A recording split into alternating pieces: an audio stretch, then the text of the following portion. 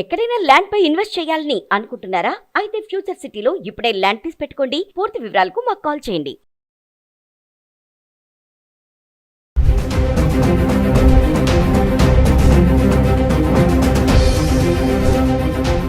Suman TV ప్రేక్షకులకు నమస్కారం. నిన్నటిదాకా మిడిసిపడిన బంగారం ఇప్పుడు డౌన్ ట్రేడ్లోకి వచ్చినట్టుగా కనబడుతోంది.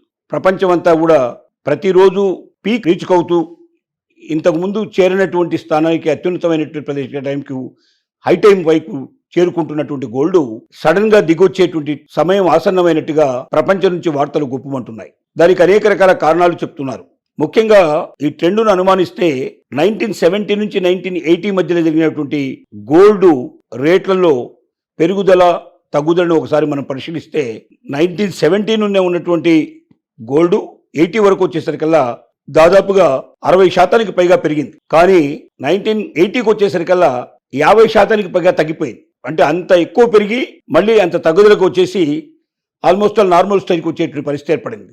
ఇవాళ చూస్తే 2013 తర్వాత అంటే దాదాపుగా 12 సంవత్సరాల క్రితం ఉన్నటువంటి పరిస్థితికి రీచ్ అయ్యేటువంటి పరిస్థితి కనబడుతుంది. ఆనాటి సిచ్యువేషన్ ఏదో ఉందో గోల్డ్కి ఇవాళ ఆ గోల్డ్ ఆ స్టేజ్కి తిరిగిపోయేటువంటి కనబడుతుంది. ఆ పద్ధతి కనబడుతుంది, ఆ లక్షణాలు కనబడుతున్నాయి. సో దీనికి కారణాలు ఏమిటి అని మనం ఒకసారి బెనిఫిట్స్ చూస్తే, మొట్టమొదటిది భారతదేశంలో గోల్డ్ కొనేటువంటి సీజన్ పూర్తయింది. అంటే ఇక ఈ సీజన్లో గోల్డ్ ఇంత పెద్దగా కొనలేక నెక్స్ట్ మళ్ళీ జనవరి వరకు పెద్దగా కొనుగోళ్లు ఉండకపోవచ్చు, ఇంత భారీ ఎత్తున ఉండవు. ఇందులో 10% 20% ఒకవేళ కొనుగోళ్లు ఉండొచ్చు తప్ప 70% వరకు 80% వరకు కొనుగోళ్లు జరగకపోవచ్చు అనేది ఒక ఆలోచన. రెండోది ఏమిటంటే ముఖ్యంగా స్టాక్ మార్కెట్స్ చాలా బలపడ్డాయి, లాభాల్లో పరిగెడుతున్నాయి. ఆ మధ్య విపరీతమైన ఫ్లక్చువేషన్లో ఎప్పుడు ఎంత తగ్గిపోతుందో, ఎంత డమాల్మడి పడిపోతుందో అని భయంగా ఎదురు చూసిన స్టాక్ మార్కెట్లు ఈ రోజుకు రేపటికి ఎంత పెరుగుతుందో చూద్దామన్నంత ఉత్సాహాన్ని కలిగించేటట్టుగా స్టాక్ మార్కెట్లు మొత్తం కూడా గణనీయంగా పెరుగుతున్నాయి. అంటే గోల్డ్ మీద పెట్టే పెట్టుబడుల కన్నా స్టాక్ మార్కెట్ మీద పెట్టుబడులు పెరిగాయి. ఇక మూడో వైపున చూస్తే దేశాలు పర్చేజ్ చేసేటువంటి బంగారాన్ని ప్రస్తుతానికి పర్చేజ్ చేయాల్సిన అవసరం లేదు, ఉన్నంతలో మనం స్థిరీకరించుకుందాం, ఎందుకన్నా అక్కర్లేదని ఉద్దేశంతో చాలా దేశాలు విరమించుకున్నాయి, బంగారాన్ని కొనడం అనేది విరమించుకున్నాయి. ఇంకొక రీజన్ మనం తీసుకుంటే భారతదేశం, చైనానే ప్రపంచ మార్కెట్లో గోల్డ్ని సగానికన్నా ఎక్కువ కొంటాయి.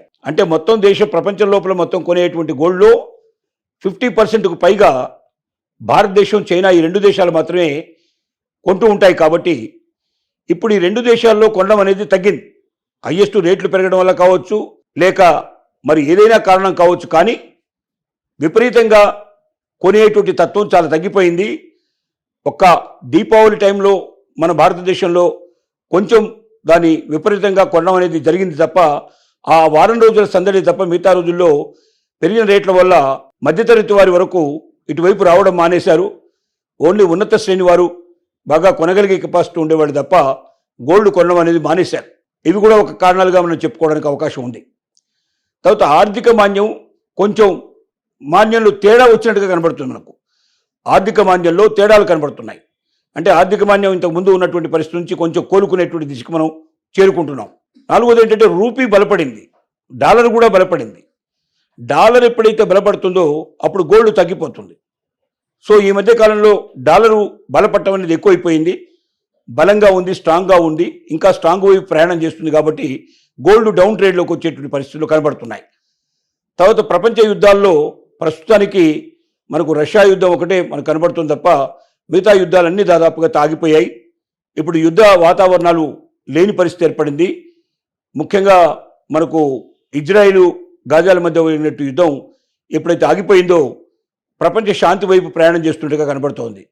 ఇది కూడా ఒక రకంగా బంగారం డౌన్ ట్రేడ్కి కారణమైపోయిన పరిస్థితి ఏర్పడింది. ఏది ఏమైనప్పటికీ ఈ అనేక రకాల కారణాలు దీంట్లో ఉన్నాయి.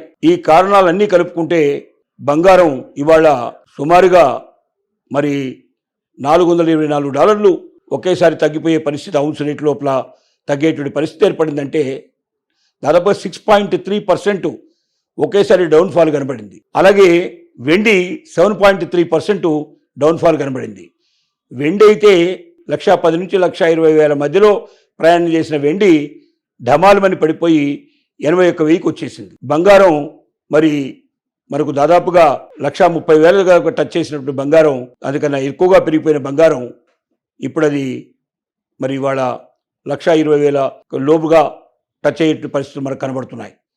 అంటే మార్పు చాలా ఎక్కువ గణనీయంగా కనబడుతోంది. భవిష్యత్తులో ఇంకా బాగా డౌన్ ట్రేడ్లకు వెళ్ళే అవకాశాలు కనబడుతున్నాయి. 1,00,000కు దిగువగా వెళ్ళినా ఆశ్చర్యపడాల్సిన అవసరం లేదని ప్రపంచ నిపుణులంతా చెప్తున్నారు. కాబట్టి బంగారాన్ని కొనాలనుకున్న వాళ్ళు ఎవరైనా సరే తాత్కాలికంగా కొనడం ఆపేసేయండి.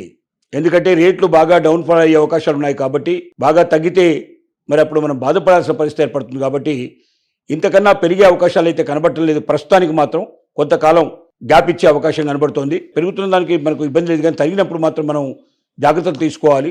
ఆ జాగ్రత్తల్లో భాగంగా మరి ఇప్పుడు డౌన్ ట్రేడ్లో ఉంది కాబట్టి గోల్డ్ను ప్రస్తుతానికి ఎవరు కొనకండి. వెండి కొనాలనుకుంటే మాత్రం కొనొచ్చు కొంతవరకు తప్ప, వెండి మళ్ళీ పుంజుకునే అవకాశాలు కనబడుతున్నాయి తప్ప బంగారం మాత్రం పుంజుకునే అవకాశాలు వెంటనే కనబడటం లేదు.